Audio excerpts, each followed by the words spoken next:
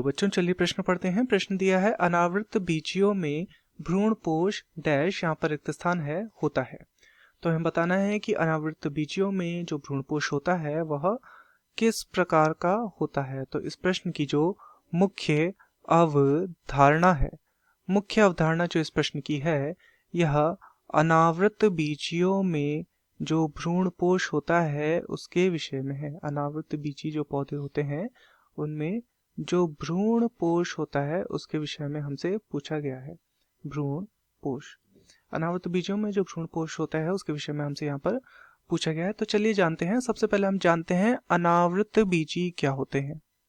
अनावृत बीजी, तो ये अनावृत बीजी जो होते हैं ये एक प्रकार के पादपों का ही प्रकार है तथा इनमें जो बीज होता है, इन पादपों का जो बीज होता है उस पर आवरण देखने को नहीं मिलता है। बीज पर इनमें आवरण देखने को नहीं मिलता है, इस कारण से इन्हें अनावृत बीजी कहा जाता है। इसका अर्थ क्या है? इसका अर्थ यह है कि यहाँ पर फल निर्माण देखने को नहीं मिलता है, फल निर्माण देखने को नहीं मिलता। तथा जो भ्रूणपोष होता है उसे अब हम जानते हैं। भ्रूणपोष, तो भ्रूणपोष जो होता है यह भ्रूण को पोषण प्रदान करने का कार्य करता है। भ्रूण को पोषण ये क्या करता है? प्रदान करने का कार्य करता है। कौन? भ्रूणपोष जो होता है। तथा अनावृत बीजों में देखा जाता है कि यह अगुणित प्रकार का होता है, अगुणित प्रकार का यह होता है।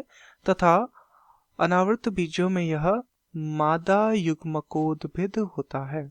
मादा युग्मकोद्भिद यह देखने को मिलता है। तो इस प्रकार से अनावृत बीजों में जो भ्रूणपोष होता है वह कैसा होता है? वह होता है अगुणित। तो दिए गए प्रश्न का सही उत्तर होगा अगुणित। अनावृत बीजों में भ्रूणपोष अगुणित होता है। मैं आशा करता हूँ आपकी यह समझ में आया होगा। धन्यवाद।